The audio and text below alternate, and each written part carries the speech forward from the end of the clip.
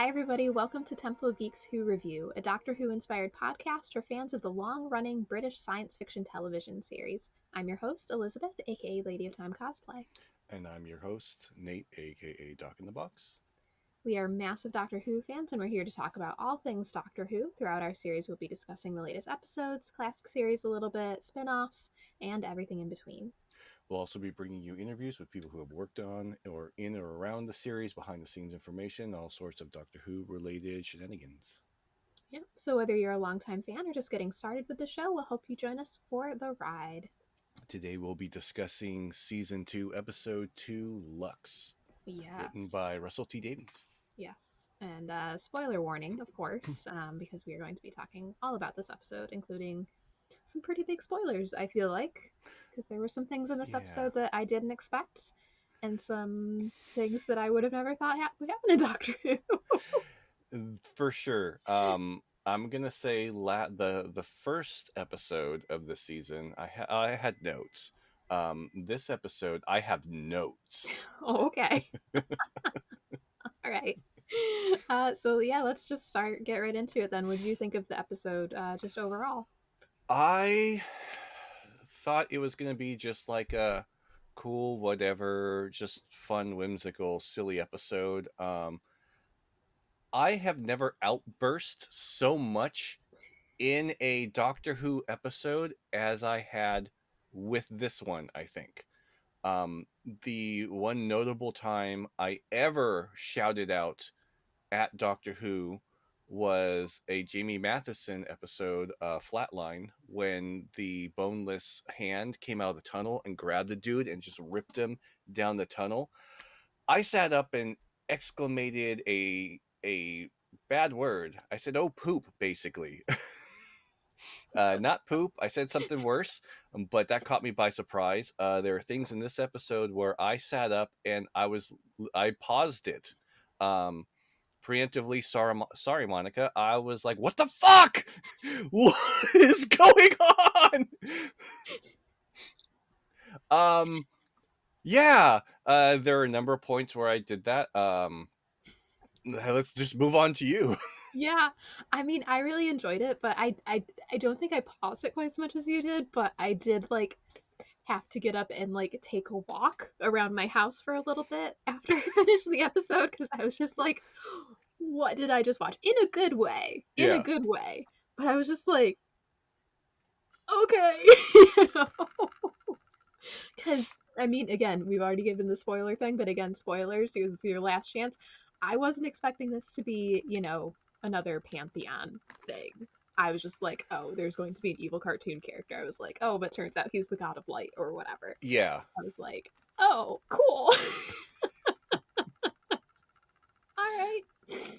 And I do love that they keep casting the like Broadway actors as these characters. Because I love Alan Cumming, and we'll talk more about this during the thing in a bit. I love Alan Cumming, but it also makes me wonder if like at any point Rope was supposed to be one because Jonathan Groff. But I I really enjoyed it. It was- I do think overall it might wind up being a bit of a divisive episode in the fandom, but overall I really enjoyed it because it was just so it like I want to say it was bonkers, but it was so like contained, but it was still bonkers. It was just I really enjoyed it overall. So it's funny and slightly ironic that the last episode of the podcast, for the last episode, we were talking and discussing Miss Flood, who Yes. reappears in this episode as well. Yes. Of course, if you've seen the episode. If you Yep. haven't, it's ruined for you and you stayed too long. Leave, Yeah. come back later. Anyway, um, how we were discussing how um, I forget if it was my interpretation or someone else's. It's been a long time, but we were discussing how she's potentially television, and essentially they ended up in television. Like I knew there was an animated part of this episode because obviously ring-a-ding, and then in the promo trailers you see them become animated. I didn't expect them to be actually in a television, like I thought it was just like he's trying to animate the world, or like there was some type of thing behind it, not them being actually within a television, popping out, breaking the fourth wall, and just mind blowing us all with. I'm just gonna call them. I've been calling them the Fandom Three. Oh, I like that. I like that. Yeah. Yeah, they quite literally broke the fourth wall because I think the glass shattered when they pushed on it Yeah. too. Yeah, it was a wild one. But yeah, let's go through and discuss some specifics. But it's just what were your thoughts on Mr. Ringading slash Lux as the villain this episode? I enjoyed him a lot more than I expected to. He started out pretty just annoying, kind of, and I think that's kind of what it was supposed to be, just like a over caricaturized character and so forth. And then um, he got depth, Yeah. so to speak, and literally. Um, but yeah, I didn't expect all of this. I thought it was just going to be like another one of those silly episodes where you just like, haha, and it's a one off, not even part of the storyline, like a filler. That's what Yeah. I had expected from this episode. Yeah. Yeah. Pretty same. Like I said, I love Alan Cumming, though. Like for me, he will always be Floop from Spy Kids. For me, I know he has done many other things and many more like I don't know if important and grown up is the right word, but like, but Spy Kids came out when I was a kid and I loved it so much. And so anytime he's in something, I'm happy. I'll be excited to see him as Nightcrawler again in Avengers Doomsday, which is exciting. Um, so that was fun because he does a great like voices and just silly stuff like that. I also really love that we kind of got some like Roger Rabbit type rules with him. Um, Yeah. yeah. Not as much as I expected though, because I thought that when that happened, that was going to be like a pivotal part of the story. hmm Yeah, but just like the him like having to do the song and dance reminded me of the bit in Roger Rabbit where Judge Doom or whatever his name is, not Doc Brown, does the shave and haircut two bits thing, and it's like Yeah. they have to answer, and so he was trapped in having to sing that song, which I thought was really funny. Um, 3D animated Mr. Ringading is going to live in my nightmares forever. Thanks for that, Russell, and whoever is in charge of the special effects at Doctor Who these days. Yeah. They need to make a He's, plushie now. oh, God. Oh, But the realistic one. yeah. He was terrified, especially he had like stains on his teeth and the pores. And I was just like, I don't like it. I mean, I It's do. ooh, It's one of those the things where I'm like, detail. I hated it, but I hated it in like a this is very well done in a deeply unsettling way. The whole budget went to his rendering. Oh, for sure, for sure. I was just like, "Ah, what is what? Um, I will say I do kind of agree a little bit. We haven't talked about the fans too much yet, but I did agree with that little end credit scene where his motivation does seem to change a little bit, and I'm just wondering if like bits and pieces got cut like to explain because like I don't know like with him feeding on the movies, was he going to be able to eventually build himself a body by feeding on those movies that wouldn't be just expand into nothing if he went outside during the daylight hours? I assume so because the Mr. Pie, or what was his name? His last name was Pie. Reginald, I think it was. Yeah, Yes. Reginald Pie. He said he was feeding him, like he Yeah. feeds off of those. So I assume so, or it was maybe just enough to keep him alive. hmm And that's why he never went outside because if he left, he wouldn't have enough to sustain. I don't know. mm Yeah, it's just not. I'm like, okay, he's just a god of light or whatever. I just don't know exactly what his plan was there. Um, And then also the note that the doctor had about like, well, we're 60% water, we can still drown. I'm like, yeah, but usually if you're drowning, you're not just like, oh my god, the universe.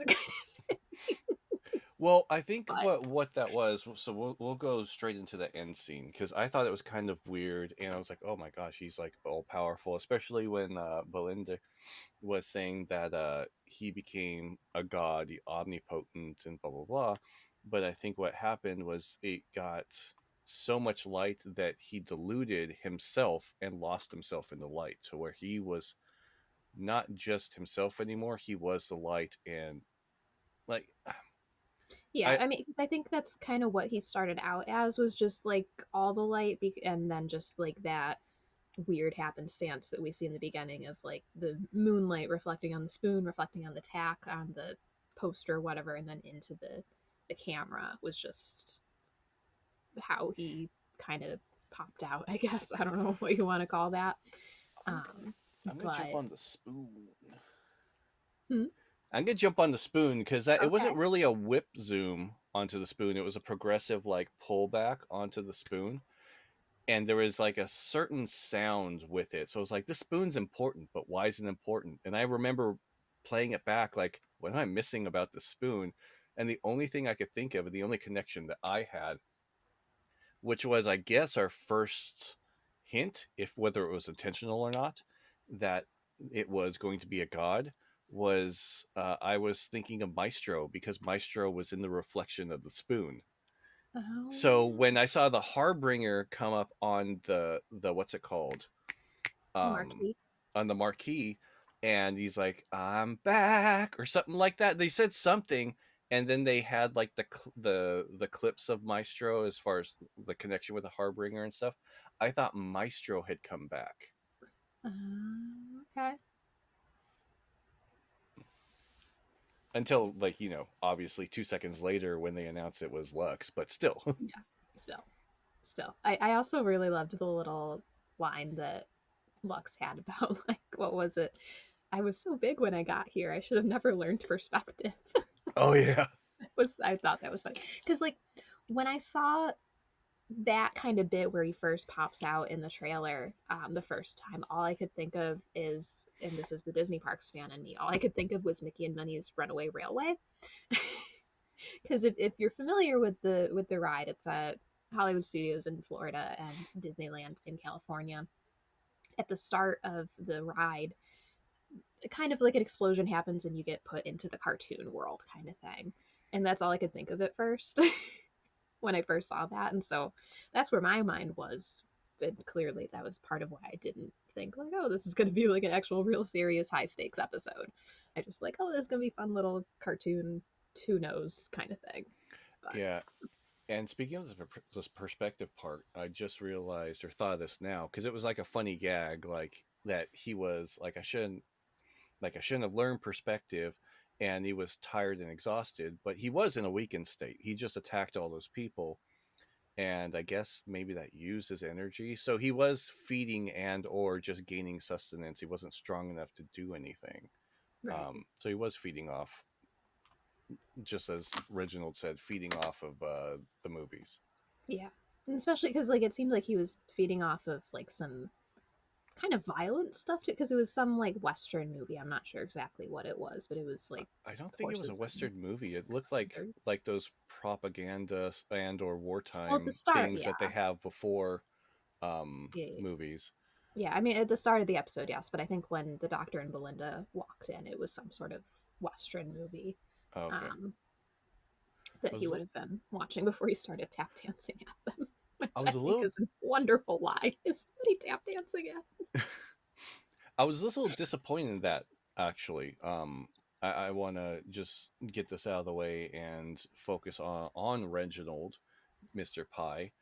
Yeah. Uh, I was a little disappointed in his character that he was there because Luck showed him his wife, and he got like he was very wimpy and cowardly, and he just wanted his wife and stuff. And I get that. I understand missing your wife, but it seemed like going into it, I thought he was like going down with the ship. Like, I saw this happen and I'm going to keep this thing here and keep it from everyone else. And he wasn't doing that. He was helping Lux and feeding it because he missed his wife so much. And I was a little disappointed in that because when they showed the whole part where when he does a song and dance, he has to do the song and dance. I thought Reginald was trying to contain the monster and save the rest of the city. And I'm like, dude, you're like, I don't know. I was really disappointed in that. And at the end, when the wife gives him the matches, that was a nice, cute part. But then all of a sudden, he like grew a pair and was like, "Get the hell out of here!" And like, okay, so you need a like another guy that needs a woman to stand up first before they take action. Like, I don't know, like not like in everyone else's eyes, he looks like he's the hero, but he wasn't the hero. His wife was the hero because she's the one who stood up and said, handle this. And that was like, I don't know. He was just such a weak character, in my opinion. And I was disappointed with it.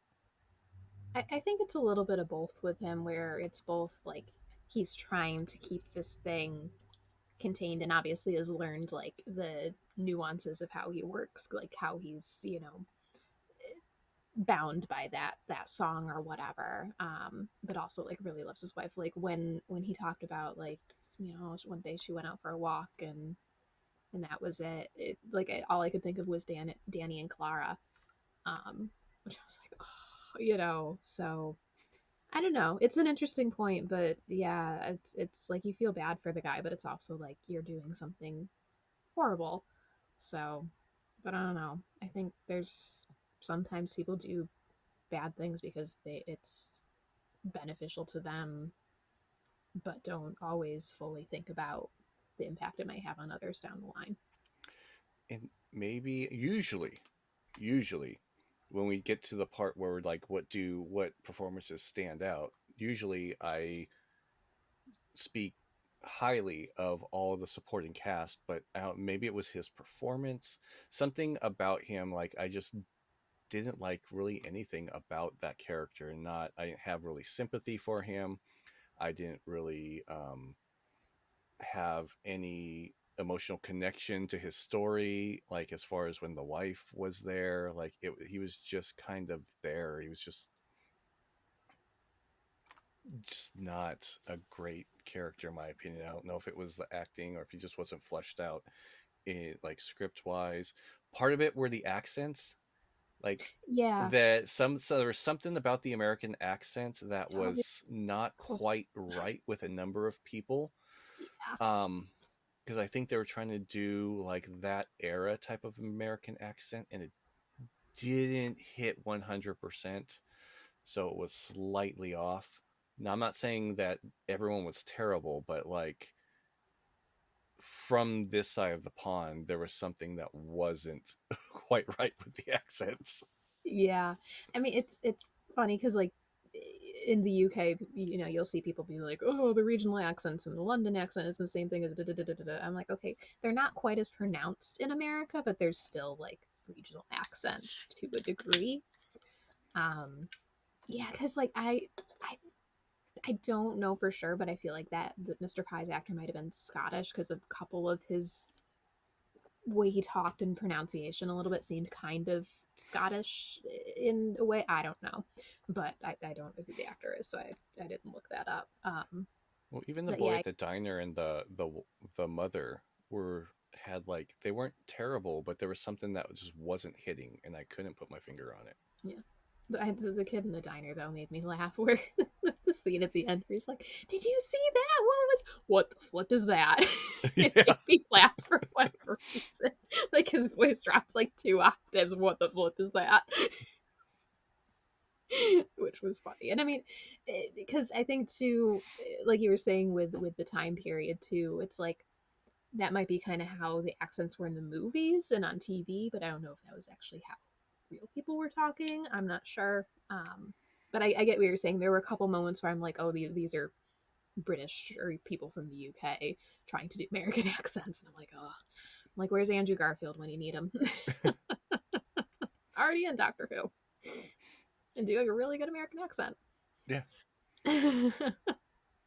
So we have already talked about it a little bit, but what were your thoughts on that massive fourth wall break? I mean, it didn't wind up being a real fourth wall break, but with the scenes with the fans.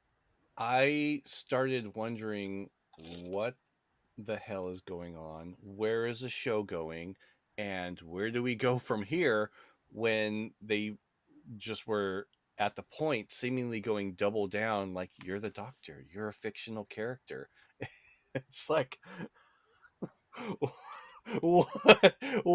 are we where are we going? What is this journey we're on and how did we get here? Um but yeah, that whole scene with the fandom 3 was just ridiculous, and I honestly can't believe they even had I know her name was, hold on, was it her name was Robin because it was on the mug.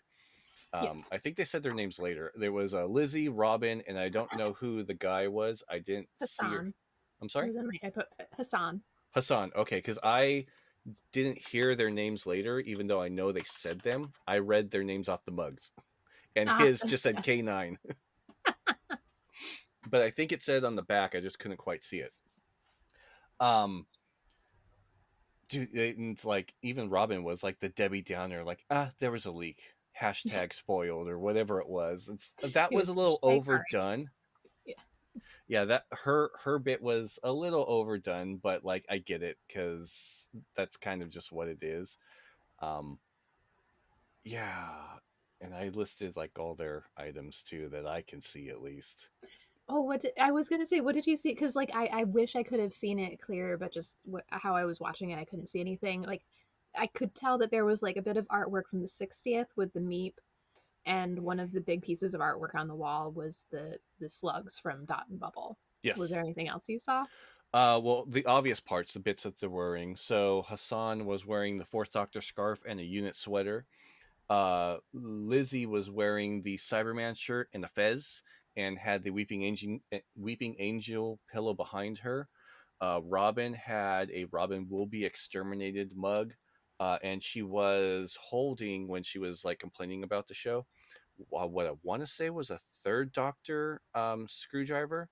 There are, I think 3 and 4 are very similar if I remember, but they Mm-hmm. seem to have been trying to pull different Doctors. It was for a second, so I want to say it was a third Doctor Sonic Screwdriver. She was also wearing a Beep the Meep shirt. There were a number of DVD volumes behind them with Dalek figures, the artwork that you said, and that's all that I. Oh, and then their mugs. Lizzie, Don't Blink. Hassan's was a canine mug, and it said something when you turned it. I'm assuming his name and something. I didn't get to read that. And Robin will be exterminated. Yeah, I thought it was so sweet. I overall like.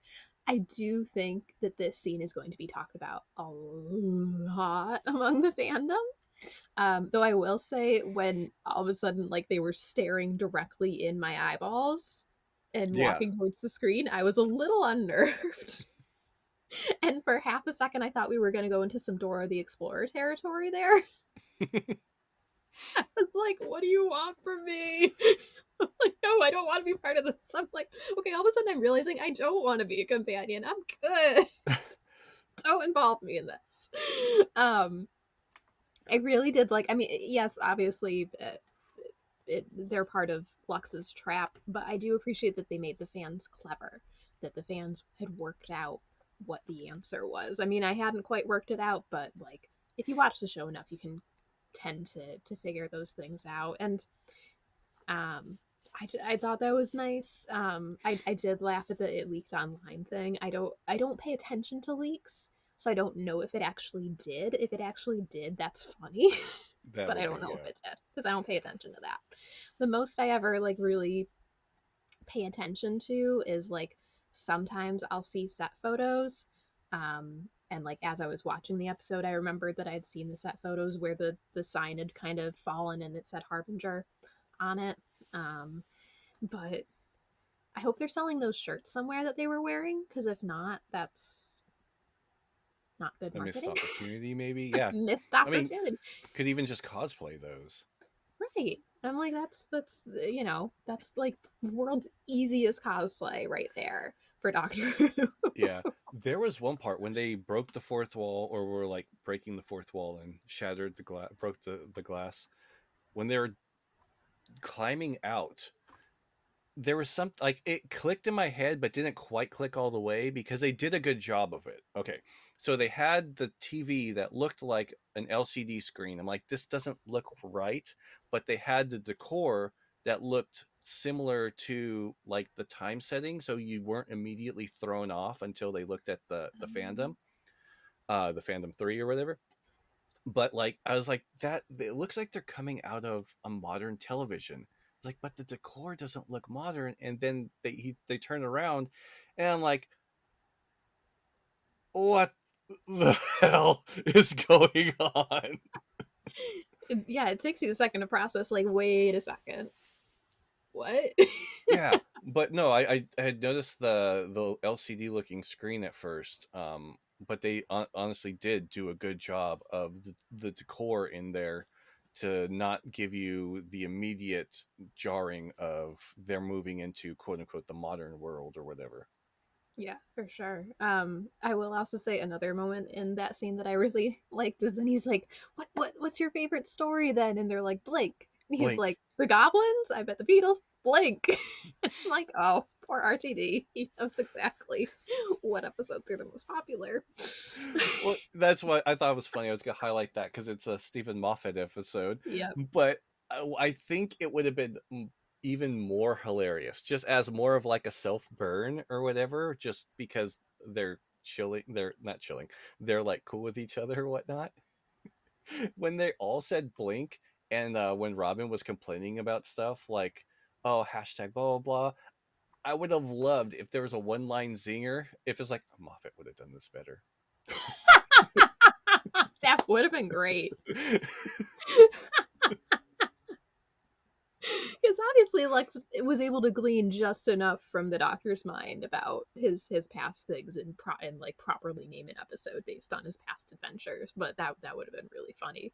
I wouldn't know how he would have explained it in universe, but it would have been funny.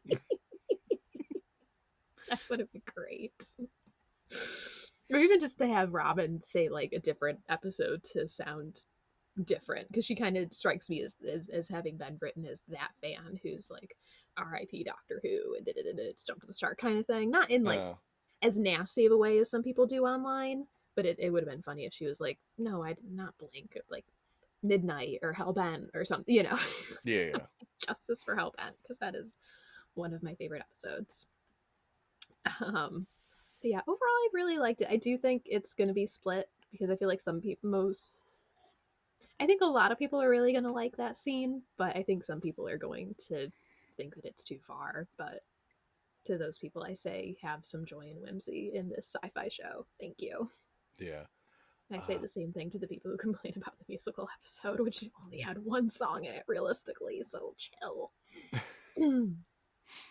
um, I do want to focus on the date because I didn't realize the first episode. It wasn't until this episode at the beginning, before we even get to the end of the episode, at the beginning of the episode, when he's like, "We need to get you back to May 24th, 2025." I didn't even realize last episode that that episode is a future date in our existing timeline. I'm like, oh, she is technically from the future. And I was like, oh, and that's going to be a Saturday. I think that's the last episode of this run. And then we see Miss Flood at the end saying, I think it was quote, show end May 24th. Like, what is going on? So here's the fun thing, that's the second to last episode. Unless they Okay, decide to second to do, last. I thought that was the last one. it's the second to last, unless they decide to put both of the episodes out on the same day. I don't know if Oh, they've maybe. confirmed the exact air dates for everything, because I think usually I don't subscribe to Doctor Who magazine. I wish I could, but United States, and it takes forever to for Doctor Who magazine to get over here. I think they only preview it out until like the next magazine will be out, so I don't know if it's been confirmed. I don't know if the TV schedules go out that far, or if there's a press release anywhere that says, oh, one episode a week, May 24th, one episode, and then the next week, one episode. So I don't know. I don't know, but I think it's interesting that it's like, oh, that's the second to last episode, not the last episode. And I want to say it's an interesting name too. I can't remember what the episode is called, so I'm looking that up I didn't really look at the quick. names intentionally, but at this point I'm good with it now. Yeah. Yeah. So the second to last episode of this season airs on May 24th, and it's Okay. called Wish World. Say which world? Wish. Oh, Wish. Wish. Wish World. So I Hmm. don't know. I don't know. Was I We'll was see. I know we kind of technically had our television episode because I thought Miss Flood was television, but that didn't quite pull me away from the thought of she isn't television, because of all the stuff that's going on still. So who knows? We Yeah. had light, we had music, we had death. Maybe we will have television. I don't know. Well, we had games, so I feel like Oh, television's games not too. that Yeah. far off. Yeah, I don't know. Mrs. Flood is I don't. Yeah, I was saving that for last, but yeah, her whole yeah, because I think the whole quote I wrote it down. If you want to see a good show, darling, I can recommend this one. Better warn you though, limited run only. Show ends May the 24th. And I will say also, like I don't think she's Romana at this point as much as I want Romana, but her pink outfit was giving a little bit Romana vibes, kind of like Romana's City of Death outfit, which is the first episode for Romana 2. And she basically has a pink version of the Fourth Doctor's outfit because I guess why not? Yeah. But it reminded me that of a little bit. Obviously, it's like fits in that time period, but I was like, oh, that's another Romana-esque outfit from you, in addition to the coat that we saw her in at the top of, or at the end of season one on top of the roof, which looked very looked very much like the first outfit that we see the first Romana in. So I Yeah. don't know. I don't know. I'm not sure. So There's something weird going on with her, and I'm not sure what it is yet. so what would a Doctor Who podcast be without talking about Scooby Doo?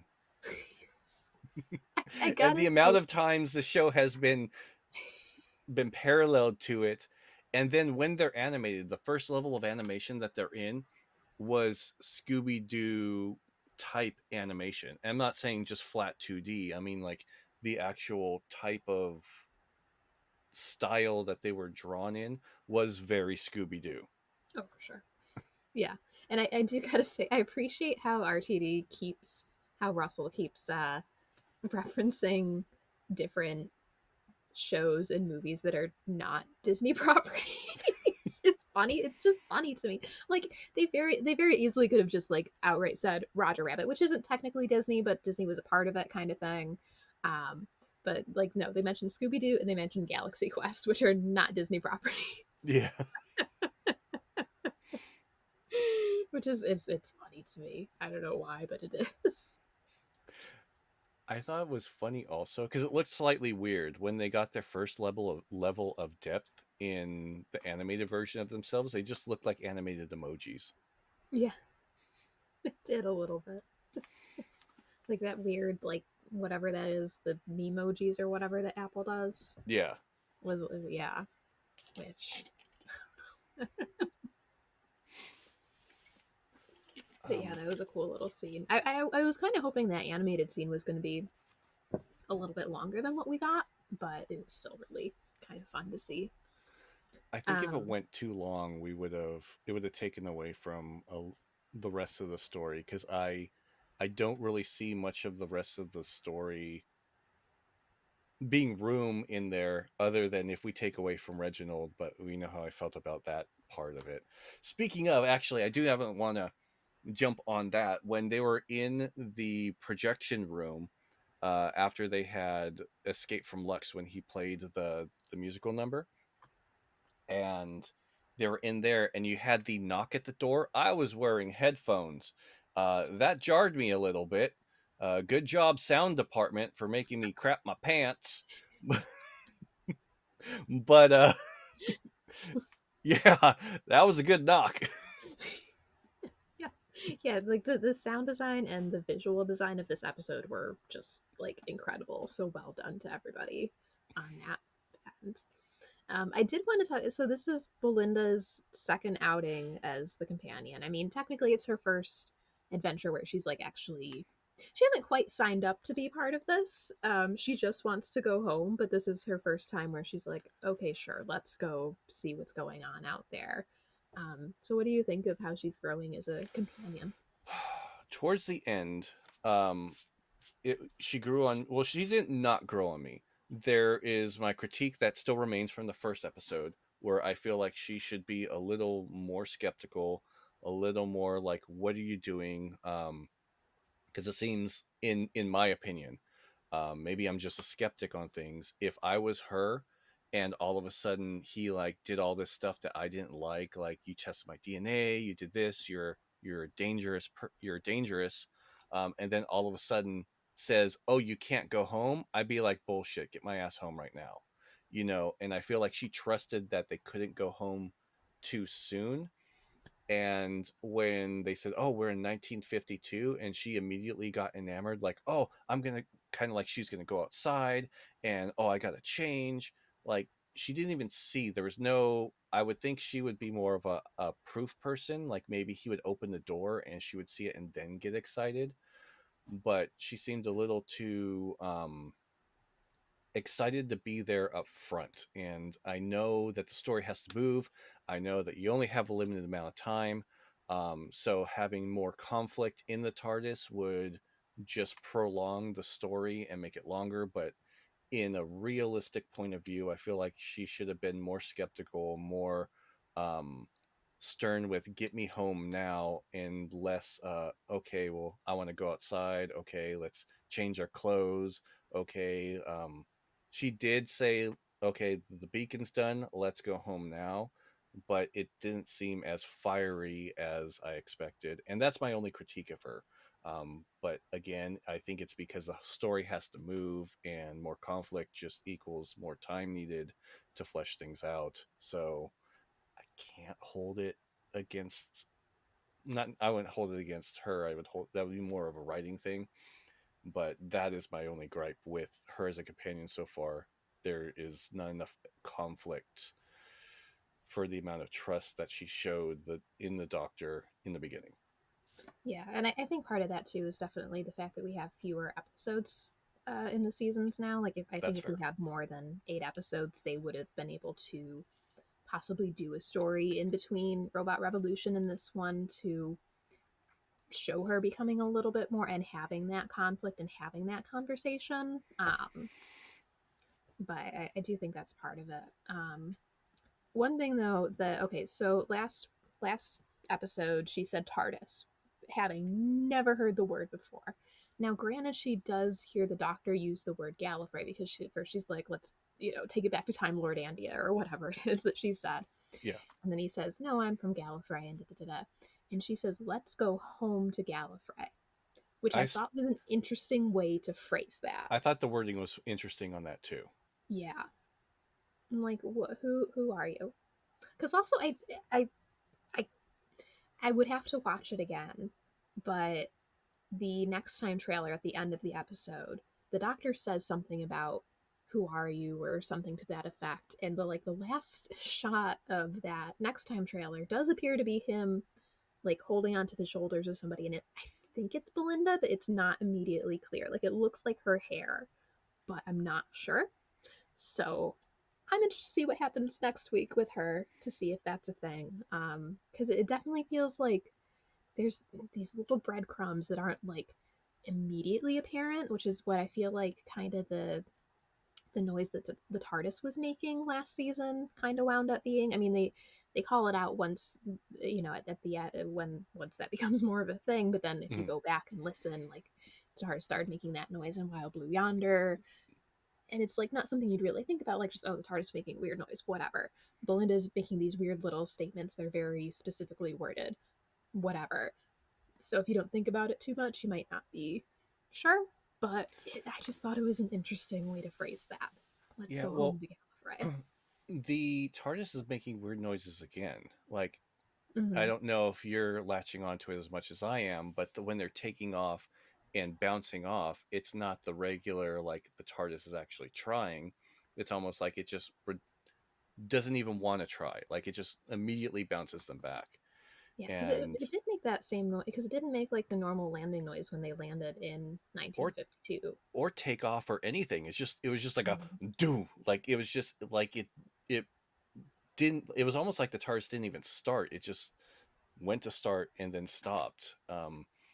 And even when the Doctor tried to get back to kept bouncing off of New York in Angels Take Manhattan, it was struggling to try and get there and was rejected. This doesn't feel like the same thing. Yeah. Yeah, I don't know. There's something weird going on. But aside from that, I do love how much Belinda is getting to like again use her knowledge as a nurse, as somebody in the medical field. I mean, she didn't quite to get to like per se use it. She was just very concerned about the doctor's burn, and the doctor's like, it's Yeah, fine, you know. I'm like, okay, whatever. Um, and then also, I really liked the detail where it was Belinda who noticed the nicotine stains on Mr. Pye's hands, and so yeah, she knew that he would have matches, which I thought was a nice little touch, a nice little, because that feels like something more the doctor would notice, where he'd be like, Mr. Pye has matches, he smokes, you know, and she'd be like, okay, whatever. But it was her who noticed that, which I really liked.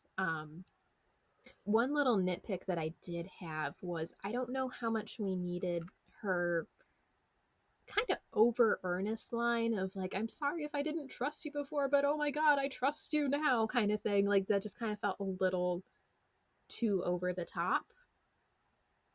I don't know how much it was needed. It's like, okay, yeah, she's learning to trust him, but she already obviously has some level of trust if she's going to go out into 1952 Miami, you know, in the middle of the night and go into what might be a haunted cinema, you know. yeah. So I felt like that was just like not needed, or if it was going to be in it, just not quite as, I don't know what the word I'm looking for is, but it It just felt a little too much in the moment, it was if probably that just makes the sense. okay. I trust like the person like me looking for conflict. That's probably just for them, us people, I guess you would say. Okay, well, she trusts him now. Deal with it. Like I don't know. Maybe it was just part of the getting rid of the skepticism.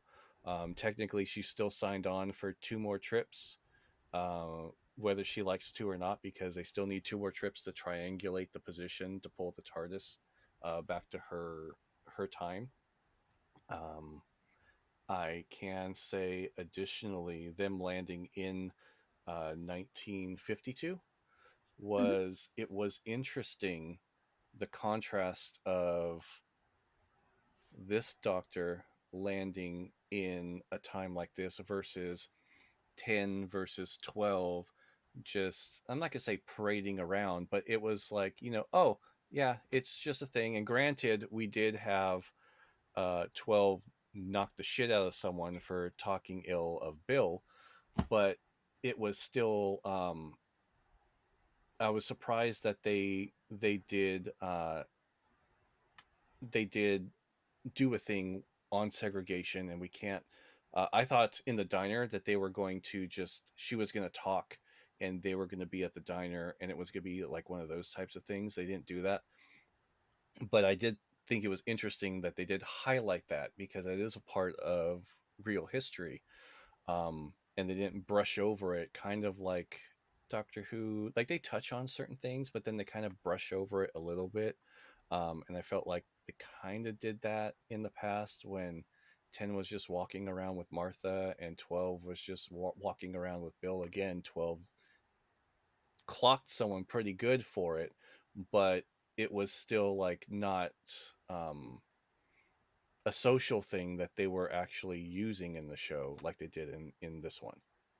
Yeah, I mean, it's also set in America, which is its own whole thing. That's And fair. obviously, like, we're obviously not like the be all set and say all because very white, very white. But it did, at least to me, feel like a step up from Ten's just kind of dismissal of the idea that it would be a problem with Martha, where he's like, I'll just walk about, like, you own the place. It's like, no, Yeah. no, that's not how that works. Um, and I also thought it was interesting too that despite that quote unquote being the law of the land or whatever, which ugh, that it showed that there were still, you know, decent people who understood that it was just nonsense, that needed to be a thing. You know, it felt like it felt like it was handled better than it's been in the past. And I mean, it also, though I'm sure people will say, oh, but 12 o'clock, punched the racist in the face, which, yeah, good for him, kind of thing. But at the same time, even before he did that, 12 has a line in that episode. Or is it later in the? I can't remember. It's been a hot minute since I've watched Thin Ice. But he has a line in the episode where he's like, "I don't have time for outrage," kind of thing, and that's echoed a little bit in what 15 says in the diner. I did write down that quote because I thought it was interesting.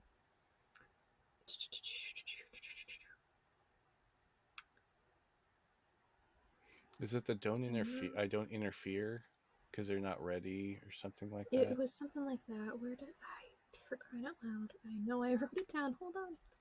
Oh yeah. So Belinda, he says Belinda to Belinda, save it for later, which at first I was like, ooh, yikes, dude. But then she says, how can you say that? And he says, I have toppled worlds. Sometimes I wait for people to topple the world. Until then, I live in it and I shine.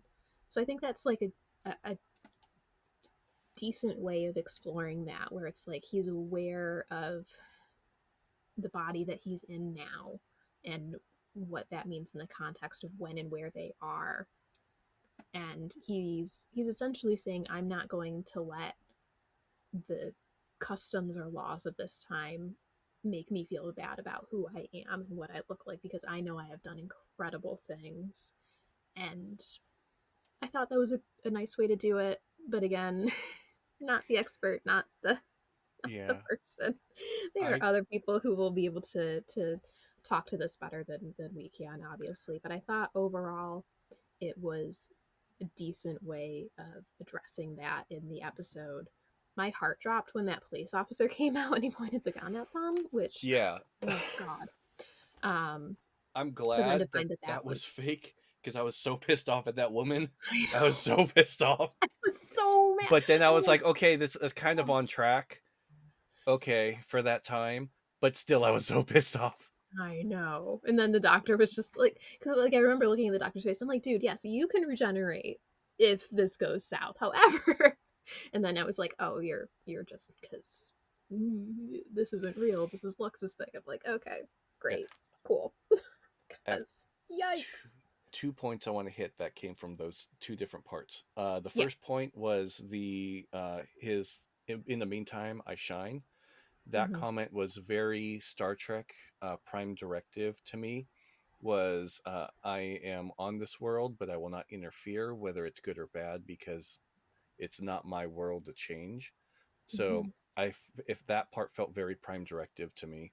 Um, and then speaking of the Doctor regenerating, and then him also having extra by regeneration energy and stuff like that, I'm not gonna say I'm tired of, but uh, how many times has the Doctor had his life siphoned from him and then just walks away from it? I mean, we had Rings of Akatan where a planet was feeding off of 11, and now Lux took exorbitant amounts of just time. I mean, granted, actually, I could jump on that too. Exorbitant amounts of energy and life, I guess you would say, from the Doctor, and the Doctor still walks away from it. Um, but to go on that, we could argue, oh, the Doctor's timeless. But I feel like they're still kind of moving away from that because the Doctor says, I'm a Time Lord. Technically, you're not. You're not even from this universe. You don't know what you are. I'm from Gallifrey. Yes, you were. That's your home because that's all you knew. I'm the last of my kind. Technically, you're the only one that you know of your kind that's in existence because the Time Lords stole your ability, even though it was limited to 12, you are timeless. So some of it kind of still doesn't jive with the whole timeless child continuity. Do most people will like that because they didn't like the timeless child? It's still a part of the history of the show, so until it's resolved, that's kind of like resetting to the default and ignoring it doesn't quite work when you put all these other things into perspective. um so I don't know where they're going with this. I don't know if they're, because technically, like, if you could say the Lux could have taken all the energy from the Doctor that they wanted, because the Doctor's timeless and is an endless battery that they could have run off of. But yeah, who knows? Yeah, I mean, to be fair, there's also a line in the Eighth Doctor movie where it's like I'm half human on my mother's side, which kind of is now ignored, kind of thing. But I will say also, I would be surprised and a little disappointed if there doesn't wind up being consequences to what happened in this episode with his regeneration energy. I don't know what that will be, or if they're just gonna brush past it and be like, whatever, Oh, kind of thing. But there might be consequences. I'm not sure. We'll have to wait and see. I You're dancing like you have just something you want to say. remembered another thing that I think Yeah. I said last season that I wanted to bring up, but just remembered and I forgot until right now. Um, so they're all from another universe. All these gods, if I remember correctly, right? They're all from like Something to that effect. outside this universe, from another universe. The Doctor is also from another universe. And I think I remember that I said that the Doctor is a god himself. The Doctor is a god, the god of time, and everybody wants time. Everybody wants more time. The Doctor's time. Yeah, I remember you saying that now. Yeah. Yeah. Yeah. Yeah. So, So I think the Doctor's going to end up, if, and that would resolve, not necessarily resolve, but feed into the timeless child thing of if the Doctor was a god and is time. yeah, because I've said this before, I think, too, where as much as some people wanted Russell to just completely, like, decanonize or rewrite or completely ignore the timeless child thing, I'm like, if there's anything Russell T Davies is going to do, it's going to take a concept and make it sadder. It's Not just what time. he does. Not time. Not time. Life. Ah, He already okay. said it. He already said it. If you are the god of death, then I am life. Oh, yeah, yeah, yeah. It's a good point. We got Good it. point. We got it. You heard it here. You heard it here. The two people who listen to this, you heard it here. Hi. We love you guys. We do. I have no idea who listens to this, to be honest, but like, oh, I We hope you all appreciate enjoy you. this. We Our appreciate you. spiraling into everything. Yes. Um, yeah, so I mean, we've kind of mostly covered the entire episode, but it just, to finish it up a little bit, were there any other like standout moments or performances in the episode that you wanted to talk about? The Fandom 3. I got significantly emotional. I was not okay when they said they were going to cease to exist. I was super happy that they were alive at the end. The Fandom 3 stood out the most. Yeah. Like, I love them. So two things actually with the Fandom 3 that I want to point out. Whatever that music is that was playing, I couldn't exactly pin down which piece of music it was, but it was definitely something from when Murray Gold did the music before for Russell's original crack at the show. I'm not sure exactly what it is. I think it might be The Story Never Ends or something to that effect. The Greatest Story Never Told, which is from season 4. And specifically, they use it in the Library two-parter, and I think they might use it in End of Time as well. I don't know if that's what it is, but it's definitely something. I'll have to Some double piece of check. really sad music Yeah, I'll have from to double season check. 4. I know he Um, liked using the music from Rings of Akatan a lot, it over and over wasn't in Rings different of things. Akaton. No, well, I just like, I know he likes using that. Yeah. Um, but I will have to, when it actually airs, I'll have to watch it again and find out. Monica's not gonna like that. She's gonna cut that comment Okay. because we're not Yeah. supposed to say that. Yeah. So I'm gonna have to watch it again because I don't know what it was, but thinking back, it was somewhat familiar, and I can't think of the music right now, so I'm gonna have to watch it again. Yeah, I did sit there and like try and go through a couple different like I did like I sat there and go like Doctor Who season 4, soundtrack and like looked at the different ones and listened to a little bit of them on YouTube. And I couldn't quite nail it down. I think it might be The Greatest Story Never Told, but I'm not 100% sure. Somebody who might know Murray Gold's music better than me, I would love to know. Um, the other thing that I really loved with the fans is so in the first scene that we see with them, you know, they say, one of them says, we're the type of character that don't even get surnames. We don't get last names, kind of thing. If you look at them in the credits they do have last names, which I thought was a very sweet little thing to do to kind of foreshadow. Yeah, I mean, granted, like they're kind of talking over that part of the credits already, but I thought that was kind of sweet that they gave them all last names in the credits, despite Lux not giving them last names, I guess. Well, I guess maybe they were pushed into the real world then, because they Maybe. existed thereafter, Yeah. and the everyone who was captured in film was released. So I wonder if Reginald's wife came back then too. Well, hmm. Well, the fans, Reginald's wife was on the film already, and the people were in the theater. I think, like, at least originally, the fans were just something that Lux made up out of his own whatever from reading the doctor's mind. And maybe that's a bit of a commentary on the doctor that Yeah, he'd be like, if I were a TV show, I'd have lots of fans, kind of thing. Um, but yeah, I'm not sure. What I will say though is I do believe that Lux is one of the episodes this season that's getting written into a Target novelization. So I'll be very interested to see because the Target novelizations of the episodes always have like extra bits and pieces in the book. So I'll be very interested to see if we get more information about them. Because yeah, I'm very interested. That or maybe they'll pop up at Unit or something. I don't know. that would be funny. But I do have to admit that it the would be very reveal. it'd be very in line with Osgood because I think there's a line. I don't think it's in an episode. I think it might have been an interview that Stephen Moffat did where it's like the fangirls will save the world or whatever. So I thought that was sweet. They could join with Osgood, and then it could be the fandom four. Yes. Well, But I fandom do have to five, two Osgoods.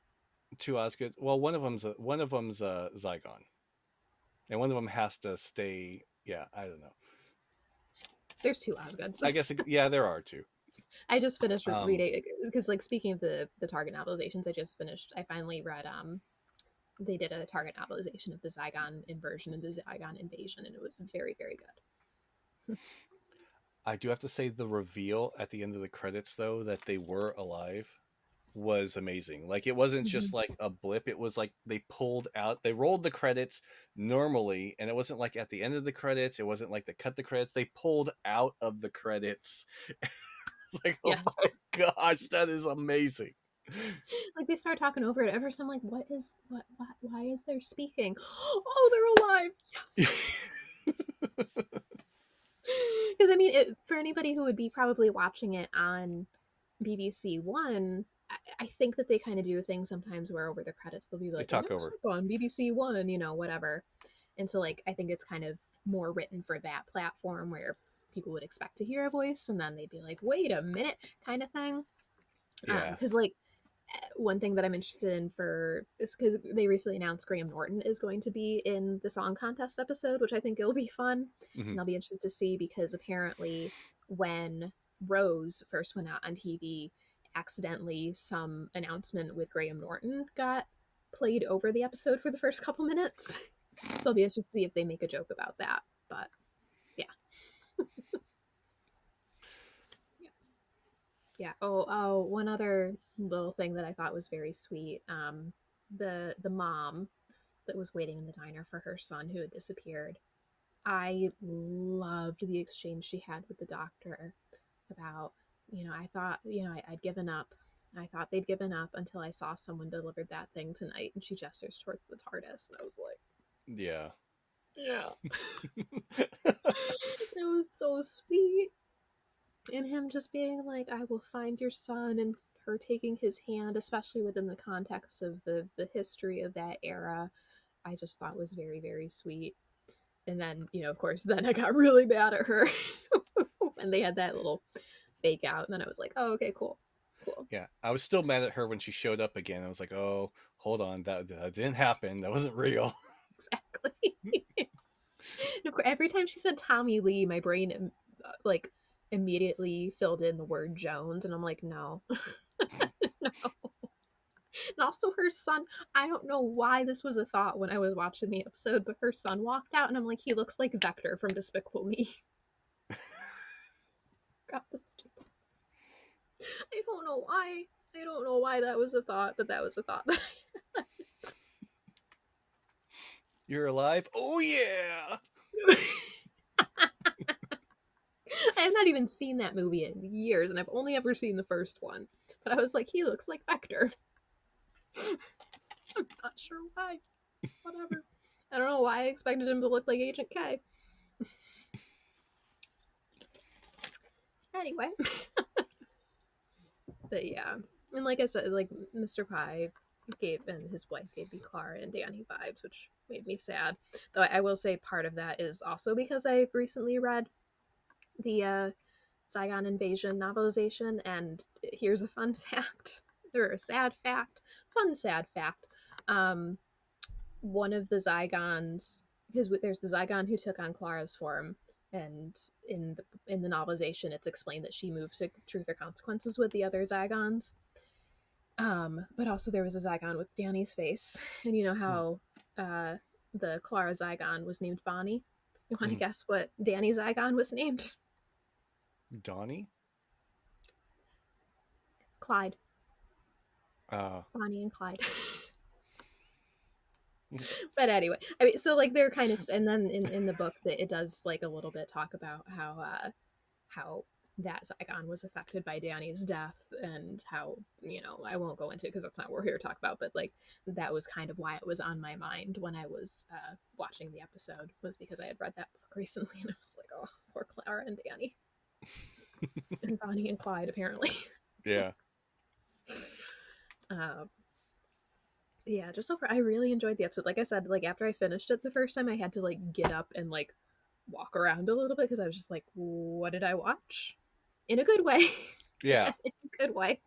I feel like But this is going to be an episode where if you don't watch it right away, you're going to just have it ruined because everyone's going to want to be talking about it. massive spoilers, yeah. Yeah.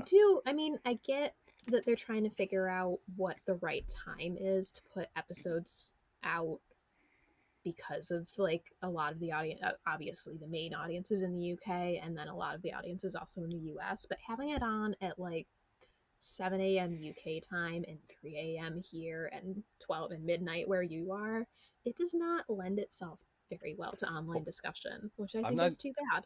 I'm not even talking about that. Like, say if you work and then you just have to watch it the next morning, or you're on shift and have to watch it 6 hours later, 8 hours later, whatever it might be. Um, the second it comes out, this is one of those episodes where I feel like everyone's just going to be rushing to post something because they want to be the first to post, Yeah. or they just are want to like talk about it right away. I feel like this is one of those episodes where you're going to have to avoid the internet, Oh, but sure. it's a So moot point hopefully now. anybody who's gotten this far has watched it already, because we have thoroughly spoiled this episode. Yeah, if you're here, shame on you. If you are here, oof. They're at this point they're like, why watch the episode? I heard everything. Well, because the performances are amazing, and you have to They see were. the nightmare fuel that is Mr. Ring-a-Ding in 3D for yourself, because he will haunt my nightmares. I'm gonna screenshot it and send it to you for a wallpaper. Yeah, I mean, I don't think I quite want to lose my because right now this is my wallpaper is Andrew Garfield, and Oh, I'm on the computer, but on the phone will be oh fun too. no, my computer right now is a photo mode shot of Spider-Man 2 with MJ, Peter, and Harry all with their stupid light up hats from Coney Oh, mine is the gear section of the 13th Doctor TARDIS. Island. Ooh, nice. Yeah, Nice. Yes. All right. because I So, is got there some anything high else res we wanted photos of to? that. No, I think just we've covered pretty much everything in this covered pretty episode. much everything. Yeah. Um, it was overall a pretty enjoyable episode. It was one that surprisingly got me amped because I thought it was just going to be like a small filler. It made me immediately want to discuss it with people. Um, I was not really in the mood to watch something at that point. Um, just sometimes you're just not in the mood, but we have a podcast. Like, oh, I gotta watch it for this, and then immediately afterwards, I'm like, I'm fine now. Like I came out, I was like, I have my life back again. Not like I was like my energy and stuff like that. Yeah. Yeah, because it Um, was just wild in the best way. exactly. Yeah. I just was. Yeah. The amount of outbursts I had during this episode was criminal. Yeah, Thanks, Davies. yeah. Thanks, Russell. Love you, but in a good way. But oh my goodness, dude. Yeah, Um, I am really excited for next week too, because I don't know what next week is about really. It's just called The Well. It's co-written by Russell T Davies and Sharma Angel Water Wallfall.